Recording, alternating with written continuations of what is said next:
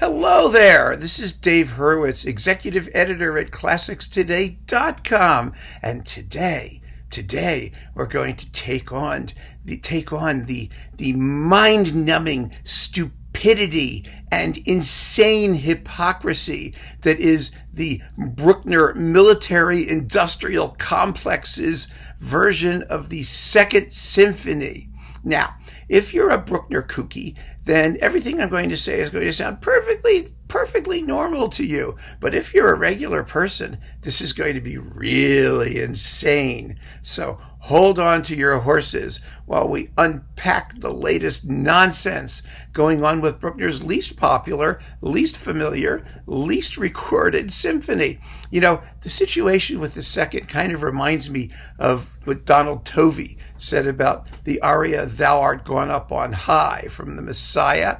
You know, Handel made 6 versions of it, and it's the dullest aria in the entire piece. Well, that's kind of the situation with Bruckner's Second Symphony.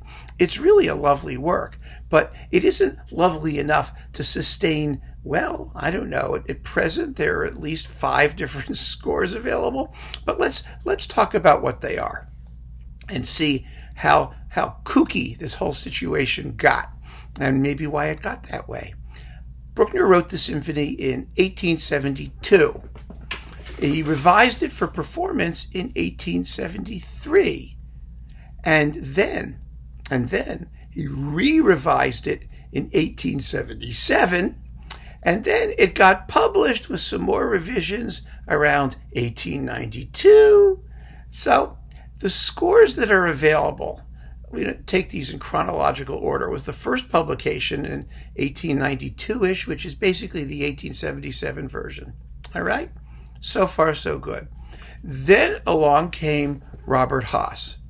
Now, Robert Haas did sort of what he did with Bruckner's Eighth. That is, he took the 1877 revision, and on the theory that Bruckner may have been forced to make cuts by third parties with sort of evil intent, or who didn't understand him, he restored some of the cut passages from the original version.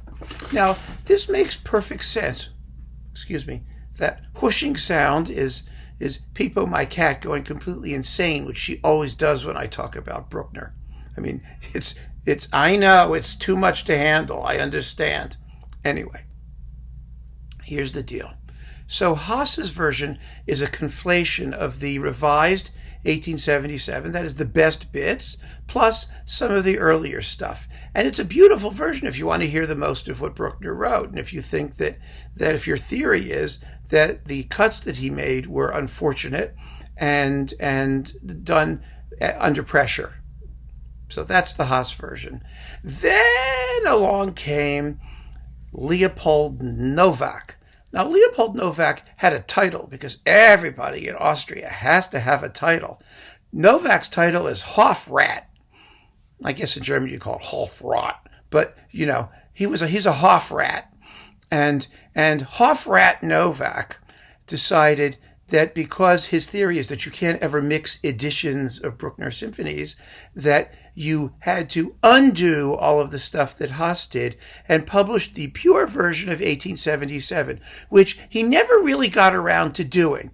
What he sort of did was he mostly untangled it and added little cut indications where the cuts ought to be so that performers could make them or not as they chose. But that wasn't very satisfying.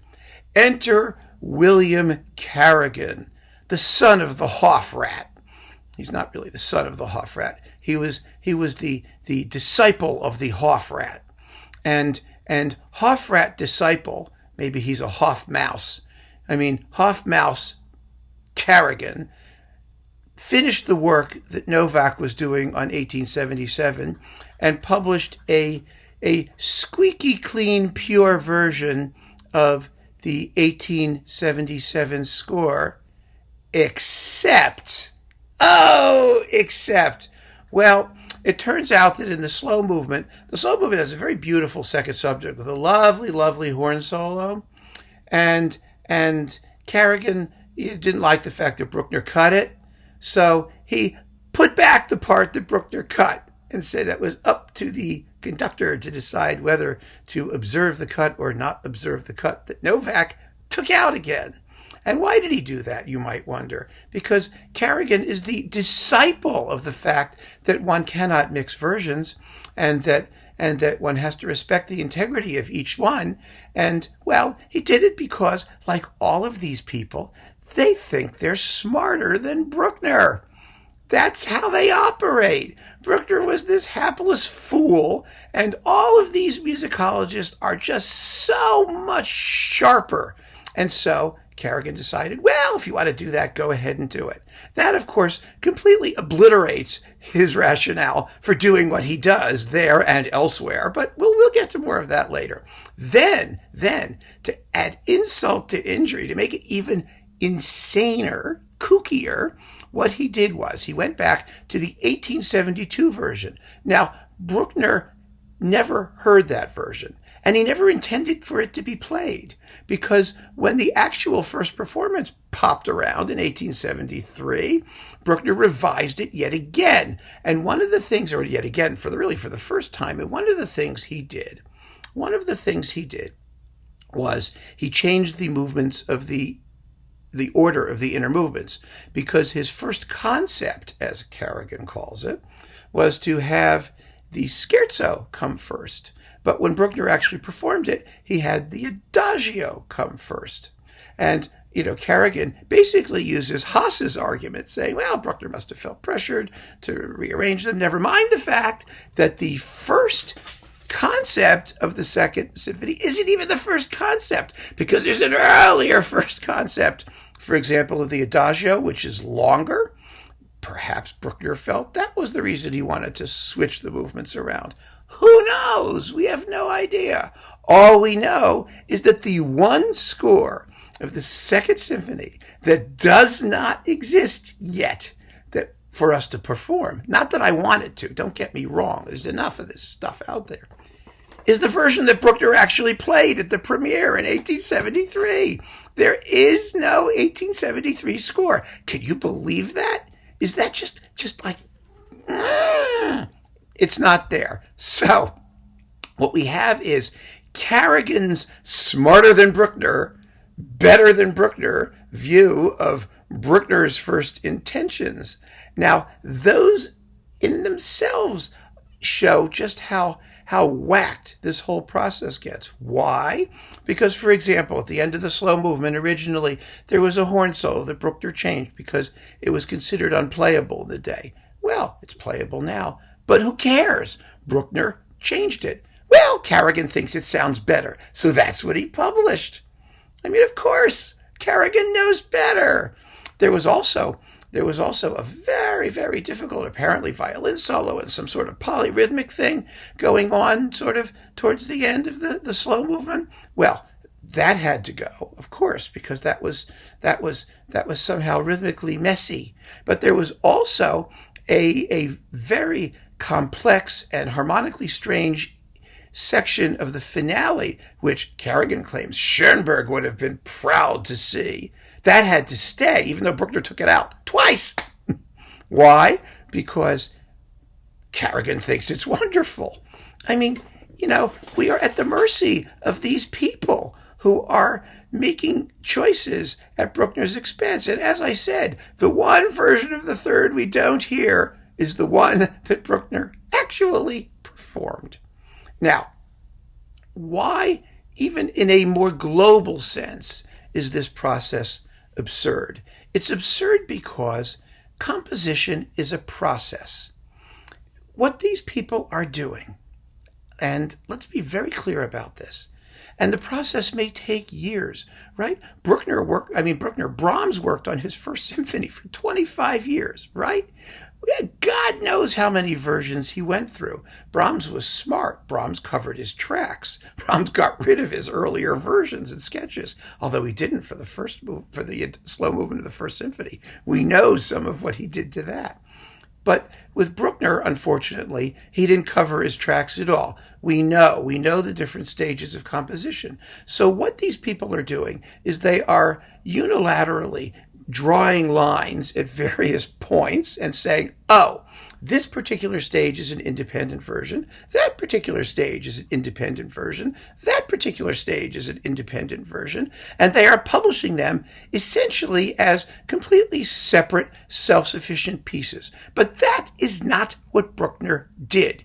Bruckner, despite all evidence to the contrary, was a pretty normal composer. He wrote a piece of music, he tried it out, he made revisions, he tinkered, he took advice from people, he took advice from musicians, he observed the effect it had in performances, and he changed it. So by any normative definition, the 1877 version of the symphony published by Carrigan, or the one that the Hofrat did originally, should be the one that represents the Second Symphony in Bruckner's most clear intentions. But that's not how things work.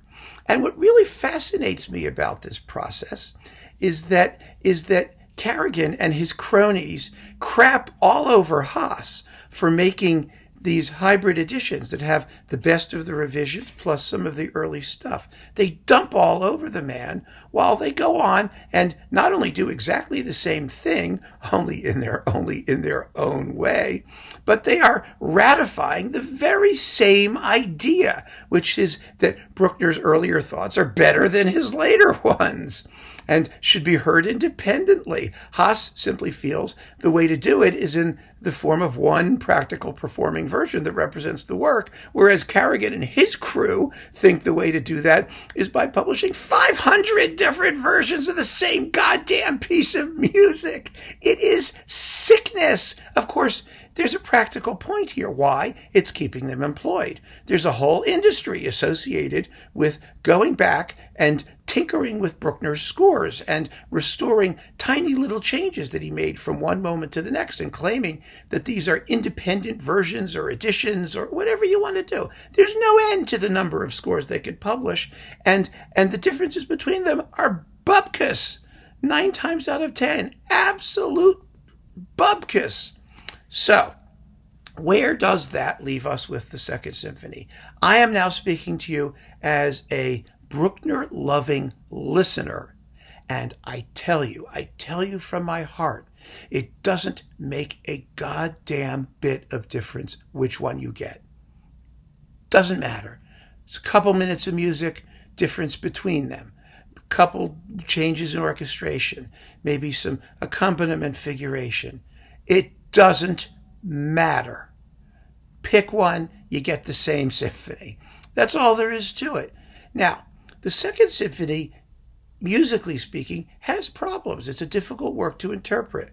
Why? Because it's midway between sort of early Bruckner and the modern, mature, adult Bruckner that we know and love, even though he was in his 40s when he wrote it. He was always mature. But he was finding his way in terms of what a Bruckner symphony ought to be in the second. And it has some problems. The problems are, for example, in the first movement, it's Bruckner's most bucolic, rustic symphony, almost a pastoral symphony, really. Almost, it really is. It's not very dramatic in the first movement, and the 3 thematic areas are insufficiently contrasted. They really are. I mean, there needs to be more dynamism in interiorly within the thematic sections, and to carry the movement along. For example, the third subject in Bruckner's symphonies is usually a kind of primal, interesting, either dance-like or sort of unison stentorian proclamation thing. It comes with a jolt, usually. Not here. Here it's a pastoral theme in the woodwinds under an accompaniment that goes yam ba-da-dum, ba-da-dum, ba-da-dum, ba-da-dum, ba-da-dum, like that. It's the same tune, actually, that Karl Goldmark would use later in writing the Rustic Wedding Symphony, which tells you that these are sort of Austrian pastoral themes. The Rustic Wedding Symphony begins dum bum bum bum bum bum ba da da dum bum bum bum bum. It's almost exactly the same theme between the two, and so that's an issue. Now, the slow movement is incredibly beautiful, and the second subject is a pizzicato sort of chorale with a horn theme, and I agree. I love hearing it repeated. the way, and enriched, texturally, the way Bruckner does. It's gorgeous. But he cut it, and I can live without it. The scherzo may or may not have repeats. The finale is the problematic movement. Bruckner really had trouble with its middle section, its development, and he recomposed it a couple of times. But like I said, in the scope of the whole hour-ish long work, these are not major points. They really aren't. And so I am not going to go through 475 versions of the Second Symphony, because the truth of the matter is it has mostly been recorded within the context of complete Bruckner cycles. There are very few singleton performances around, and most of the performances are really quite good. If you have a complete Bruckner cycle and you get the Second Symphony, like, for example, one of Joachim's or Günter Wand or any of those people, you're going to have a good, perfectly serviceable Second Symphony. But I have selected 5 from the various editions that kind of give you a rundown of all of the different possibilities and good versions, just so you know which are which, and you can make your pick if you want to make your pick. Like I said, it's entirely up to you. So, commenty people, I don't want to hear which version is your favorite. I don't care. I truly, honestly, in this case, do not care. And if you comment and say, I like version Y, I'm just going to delete the comment. That's a warning right up front, because it doesn't matter. All the ones in the complete editions are perfectly fine, and I'm not talking to you aficionado people in this case. I really think it's important sometimes that we talk to the bewildered, normal, perplexed people who may just want to hear some Bruckner. And I am telling you, get a complete symphony edition if that's what you have. The version of the Second Symphony inside will be just fine. And if you completely fall in love with it and you get more Bruckner, you're going to have more versions of the second. So let's not make ourselves crazy. Here are the versions that I prefer, and all of them come within the context of complete editions. So let's just start with, this is Blomstedt, Herbert Blomstedt's single recording of the Second Symphony, because in his only complete Bruckner edition that he did with the Leipzig Gewandhaus. I'm only mentioning this because it is the original version, original concept version, the primal Ur version. Actually, the primal Ur version Carrigan hasn't gotten to yet. The real original concept version of the Second Symphony was actually written by Bruckner's great grandfather for 2 zincs and a ratchet in medieval Austria, and Carrigan will get around to releasing that eventually. Anyway, this was that original version. It's a very beautiful version, but it only comes within the context of, Blomstedt's complete Bruckner cycle with the Gewandhaus. I think some of these were available separately. They're quite expensive. They're very hard to find. It may not make any difference. I'm just telling you that's Blomstedt so that you know it exists. Much easier to get, and you can get it singly, is Georg Tintner on Naxos. Now, this is also the original concept version with the Scherzo second. His version of the second may not be quite as cosmic as his really astounding version of the original version of the third, but it's a very, very beautiful performance, excellently well done, and it's also in Tintner's complete cycle, which otherwise uses, first versions of some of the other symphonies, like the eighth or the fourth or whatever. It's not a good idea, but the second's quite lovely. Now we'll talk about Haas. Remember Haas? Haas is the conflated version that gives you the best of the revisions with the cut stuff from the early stuff. The best way to get Haas, Günter Wand did it in his first cycle in Cologne, is in this eloquent set of Bruckner cycle featuring different conductors with the Vienna Philharmonic. And this one is by what's his name? Horst Stein. That's the guy. Horst Stein, who also does the sixth. These are marvelous performances. You've got the Vienna Philharmonic in tip-top shape, and Stein gives an absolutely lovely reading. Beautiful, fluent, sensitive. He takes the repeats out in the scherzo. Nobody cares. It doesn't matter. And so if you want Haas, it's really a wonderful version to have. Why? Because you get sort of the most of Bruckner, very simply. But there are 2 versions of Novak, Hofrat Novak. In the Hofrat version, that I really think are the best versions of the symphony all around, in spite of the fact that it is neither of Carrigan's. Here are Carrigan's. You can get them both in handy-dandy miniature scores so that you can own the foolishness which is current Bruckner scholarship. Anyway, that's those. So, number one, Skrowaczewski. Now, this is also available separately. The Skrowaczewski Bruckner 2 is fabulous. Sharp, incisive, exciting, incredibly clear, totally effortless and organic. It's a marvelous, marvelous performance, and I recommend it very, very highly. That's easy to get, easy to find, it doesn't give you a headache, and it's terrific. However, and this may surprise you, this may really surprise you, those of you who sort of are familiar with my recommendations about things generally and Bruckner specifically. My favorite version of the Second Symphony, and it's the Hofrat version, is Solti. Solti in Chicago. Solti is a superb early Bruckner conductor. He really is. Why?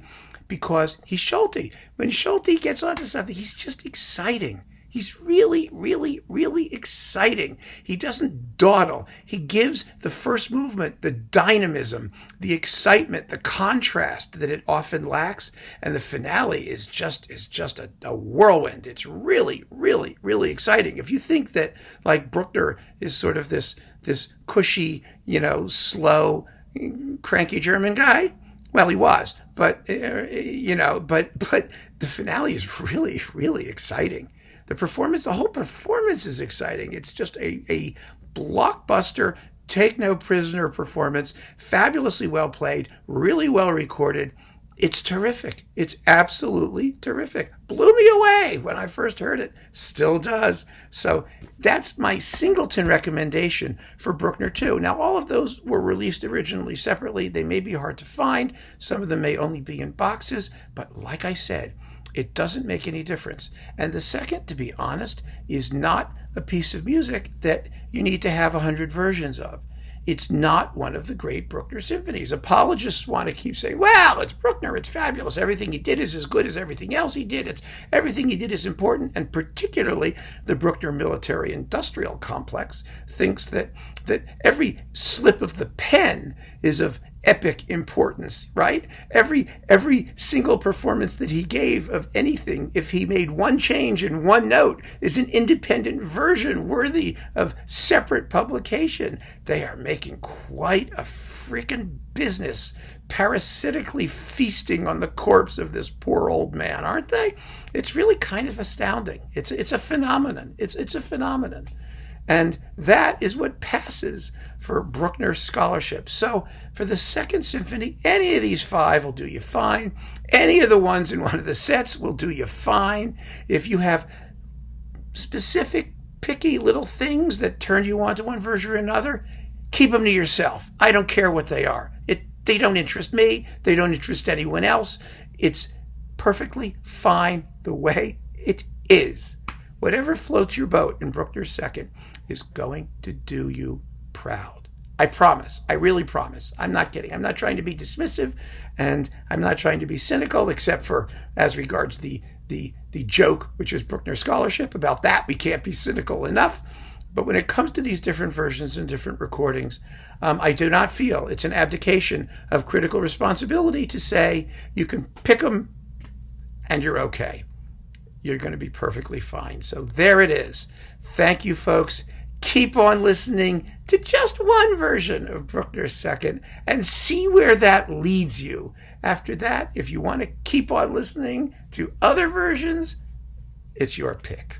Thank you and take care.